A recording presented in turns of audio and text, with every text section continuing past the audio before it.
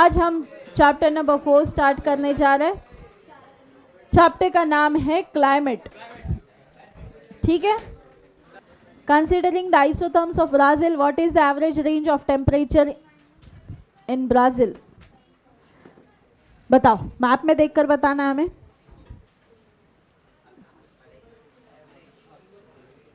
Average range of temperature in Brazil कहाँ है? ये रहा। Cross section of Brazil, physiography. Average कितना हो सकता है? कितना हो सकता है एवरेज? हाँ, 18 से 20 के बीच में एवरेज कहा गया है। In which area does it rain more? बारिश कहाँ ज़्यादा हो रही है? More than 3000। ये सबसे ज़्यादा ध्यान रखें।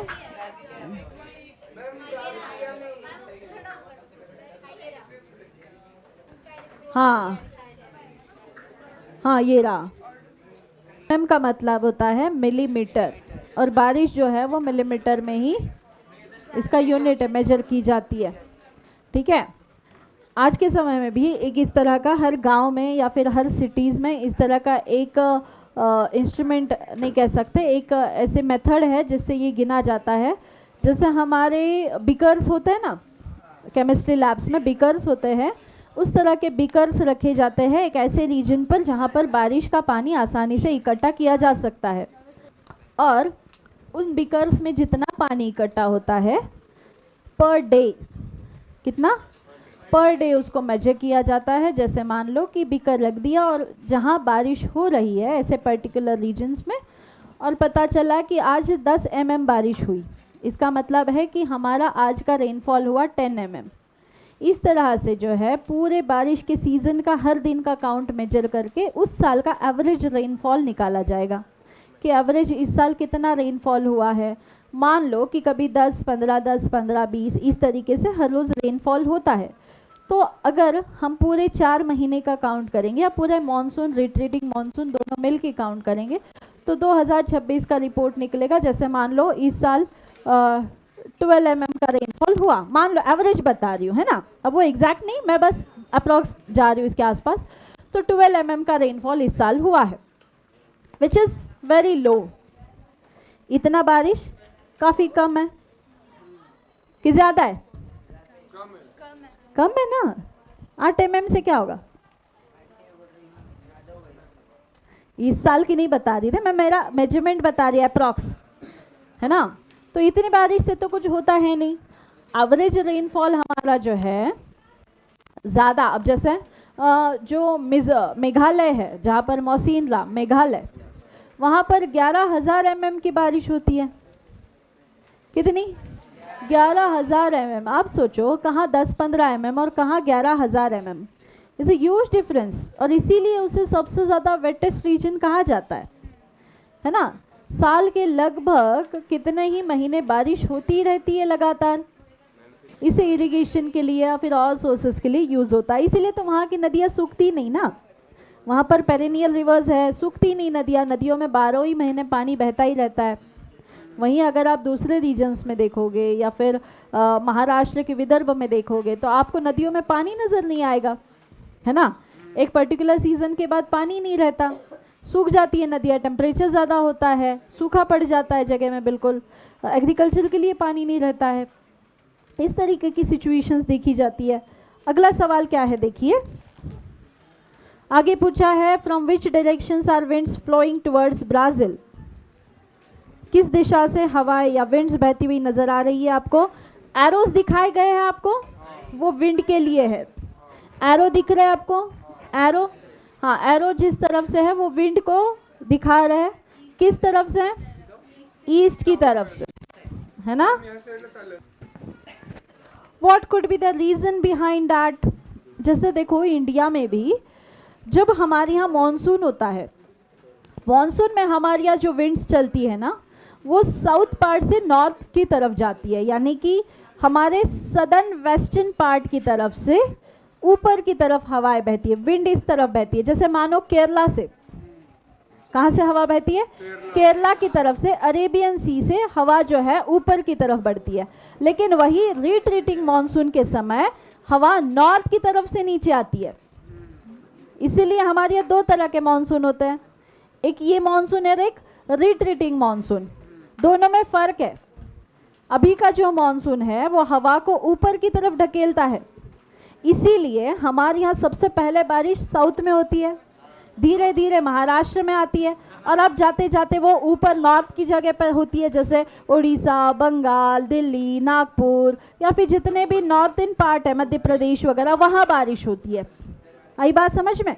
क्योंकि हवा का जो बहाव है वो उस तरफ होता है।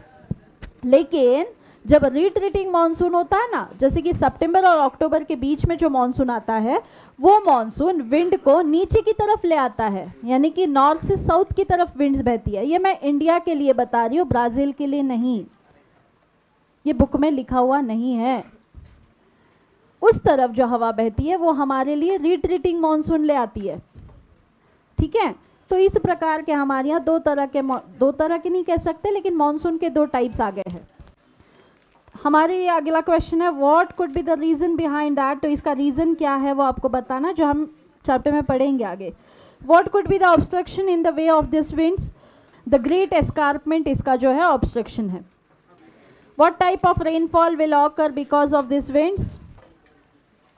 ओरोग्राफिक। अब ओरोग्राफिक रेनफॉल के बारे में हम पढ़ाएंगे आपको, वैसे मैंने बताया है, शायद से नहीं बताया। Correlate this winds and rainfall, okay ठीक है। In which part of the Brazil are the average temperatures low? Brazil के किन हिस्सों में टेम्परेचर बहुत कम है? साउथ पार्ट में आप देख सकते हो 18 लिखा है टेम्परेचर, है ना, वहाँ सबसे कम है। Identify the rain shadow area in Brazil. Rain shadow area कहाँ होगा? रेन शॅडो एरिया म्हणजे पाऊस पडतो पण एका बाजूला आणि दुसऱ्या बाजूला सगळं कोरडं राहतं. ब्राज़ीलियन हाईलैंड्स, ब्राज़ीलियन हाईलैंड्स की बात कर सकते हैं यहाँ पर हम. फिर आता है considering the latitudinal extent of the Brazil where you will find temperate climate in Brazil. Okay, temperate climate Brazil आपको कहाँ दिख जाएगा? Latitudinal extent of Brazil where you will find latitudinal extent. हाँ, अगर हम लैटिट्यूडिनल एक्सटेंट की बात करें तो ध्यान में रखें कि लैटिट्यूड और लॉन्गिट्यूड, ये बहुत सारे बच्चे इसमें कंफ्यूज रहते हैं, उन्हें समझ में ही नहीं आता लैटिट्यूड किसे कहते हैं, लॉन्गिट्यूड किसे कहते हैं. लैटिट्यूड म्हणजे सरळ रेषा आणि लॉन्गिट्यूड म्हणजे आडव्या रेषा. असंच बोलला का तू? लॅटिट्यूड म्हणजे नॉर्थ टू साऊथ, ओके, आणि लॉन्गिट्यूड म्हणजे इक्वेटरला पॅरलल जाणाऱ्या सगळ्या. Describe the winds blowing between 0 to 5. Okay, चलो आगे बढ़ते हैं. इंडिया के लिए कुछ क्वेश्चंस है, वो भी देख लीजिए. ध्यान दीजिए, मैप देखिए और क्वेश्चंस के आंसर्स देना जरूरी है. मैप रीडिंग आना चाहिए सभी को. Which region gets more than 4000 mm of rainfall? 4000 mm से ज़्यादा रेनफॉल होता है. अभी मैंने बताया था थोड़ी देर पहले. हाँ, वेस्टर्न घाट्स का some part of the western Ghats and Meghalaya. Next is identify the regions with maximum and minimum temperature. बताओ, maximum and minimum temperature regions बताओ इसमें से. In which direction is the temperature increasing? किस तरफ टेम्परेचर ज़्यादा है, इंक्रीज्ड है? टेम्परेचर बढ़ता हुआ कहाँ नजर आ रहा है, दिखाइए. वेस्ट में नहीं, ये देखिए यहाँ पर 29 टेम्परेचर है. Can we called it peninsular area? नहीं, यस वी कैन. और अंडमान निकोबार में भी टेम्परेचर ज़्यादा है, यानी कि कोस्टल एरियाज. आगे बढ़ते हैं. अगला क्वेश्चन है, which winds are responsible for the rainfall in India? ऐसे कौन से विंड्स हैं जो इंडिया के रेनफॉल के लिए रिस्पॉन्सिबल है? इसे हम क्या कहेंगे बेटा? हाँ विंड्स, अब विंड्स का नाम जो है वो डायरेक्शन के हिसाब से बताना है। तो ये है वेस्ट, सदर्न वेस्ट, क्या है ये, या फिर साउथ वेस्ट कह लो, ठीक है। South west winds are responsible for rainfall. हाँ ये south west, south and south, हाँ ocean, Indian ocean and majorly Arabian sea, so will write the south west. Okay, अगला क्वेश्चन है, some part of Rajasthan is under desert, what could be the reason for it.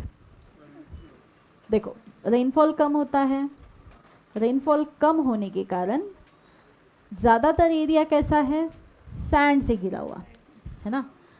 कोई भी चीज़, मिट्टी कब बनेगी, पानी से। मिट्टी को बनने के लिए 1000 साल का समय लगता है। सबसे बड़ा रीज़न इसमें होता है वेदर इफ़ेक्ट्स, रेनफॉल, ठीक है। और वेदर इफ़ेक्ट्स और रेनफॉल, पानी से बनेंगे वहाँ के वेदर इफ़ेक्ट्स, वहाँ का एरिया काफ़ी ड्राई होता है, विंड्स तेज़ी से बहती है, जिसके कारण अगर सतह पर अगर बारीक मिट्टी के कण भी हो तो वो भी साथ साथ उड़ जाते हैं, सिर्फ सैंड बची होती है।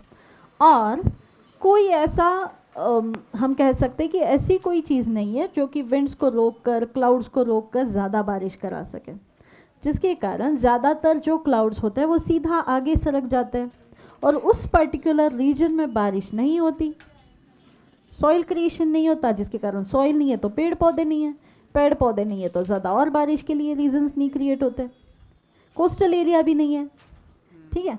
तो ये सारे रीजंस इकट्ठा होने के कारण राजस्थान में रेनफॉल कम होता है। अगला रीजन, अगला क्वेश्चन है, ओके, ड्रॉ करने के लिए कहा गया है, in which part of the peninsular India are semi arid climatic conditions found and why. Semi arid पूछा गया है, एरिड का मतलब होता है सूखा, सूखा प्रदेश या सूखा रीजन। सेमी एरिड यानी बारिश होती है लेकिन ना के बराबर, बहुत कम, ठीक है। ऐसे रीजन्स महाराष्ट्र में भी है, सेमी एरिड जिसे कहा जाता है, जैसे लातूर है, उस्मानाबाद है ना, ये सेमी एरिड रीजन्स है।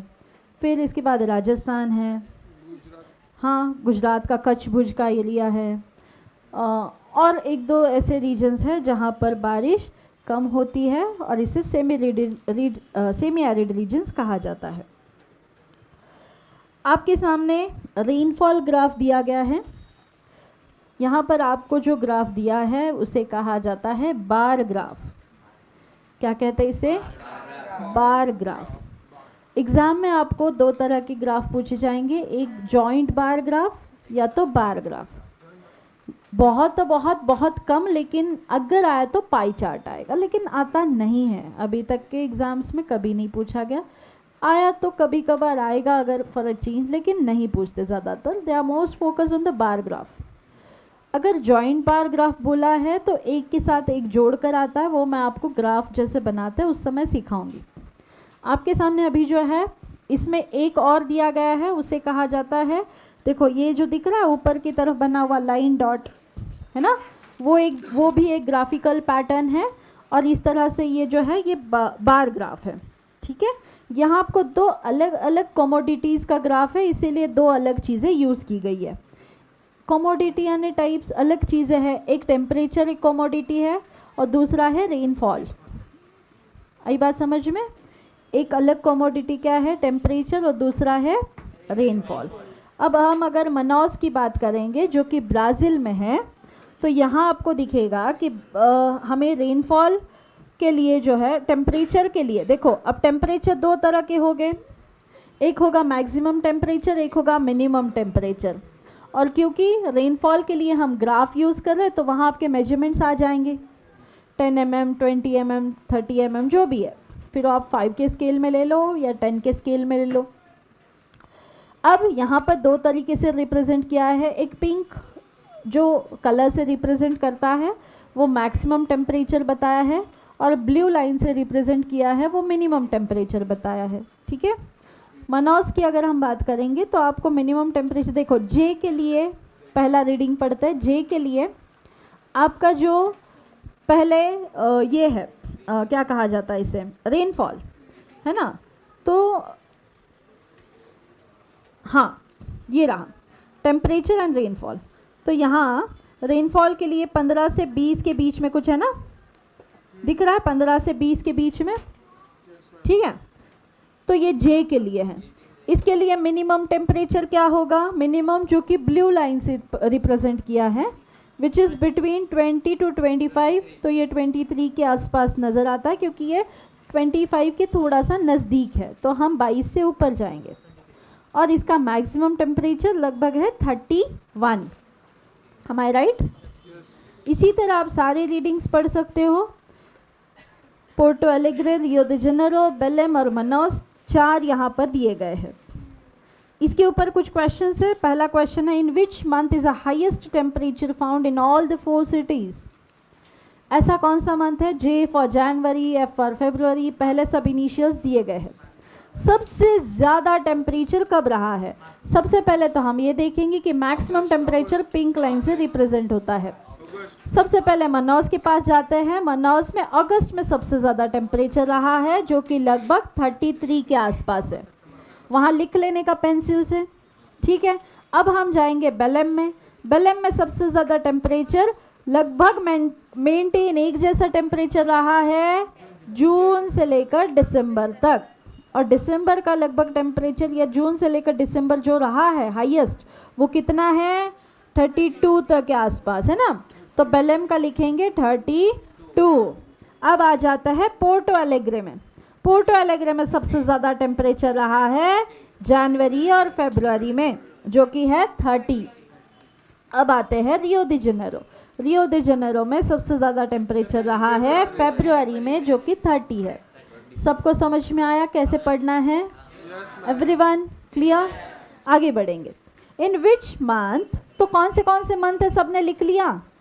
पहले में अगस्त, फिर कहीं पर फरवरी, फिर कहीं पर जो है जून, है ना। इस तरीके से अलग अलग उस पर्टिकुलर सिटी का नाम और उसका मंथ लिखते जाना है। 4 मार्क का ये क्वेश्चन आता है जिसमें आपको ग्राफ के 4 क्वेश्चंस दिए होते हैं। उन ग्राफ को स्टडी करके उन क्वेश्चंस के आंसर लिखने हैं। कितना इजी है सोचो, कुछ भी पढ़ना नहीं है, वहीं पर ग्राफ देखना है, वहीं पर आंसर लिखना है और 4 मार्क्स मिल रहे हैं इसके लिए। 4 मार्क्स कम नहीं होते, बहुत ज़्यादा मार्क्स है। हाँ, अब पोर्टो एलेग्रे की बात करते हैं। पोर्टो एलेग्रे में अगर आप देखोगे, हाँ ठीक है, हमने ये पढ़ लिया। सेकंड क्वेश्चन पढ़ रहे थे हम। In which month does it rain the most in the given city. सबसे ज़्यादा बारिश कब होती है? कौन से सिटीज़ में, या फिर कहा गया है कि कौन से मंथ में सबसे ज़्यादा बारिश। तो हम रेनफॉल यानी हम बार ग्राफ देखेंगे। अब लाइन डॉट ग्राफ नहीं देख रहे, हम बार्स को देखेंगे जो कि ग्रीन कलर से रिप्रेजेंट किए गए हैं। अच्छा, मार्च है पहले तो मनाउस के लिए, फिर आता है बेलेम। देखो ब्राज़ील में मार्च में बारिश हो रही है, इसे ये है ना। फिर हम बात करेंगे पोर्टो एलेग्रे, अगस्त सितंबर। फिर रियो दी जेनेरो, जनवरी, मार्च एंड दिसंबर। Very good, very good. When does Brazil have its rainy season? March. Which city has a maximum range of temperature?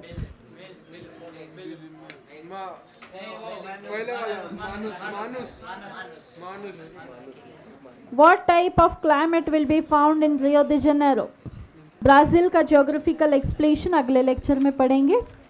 ठीक है, आज के लिए यहीं रुकेंगे।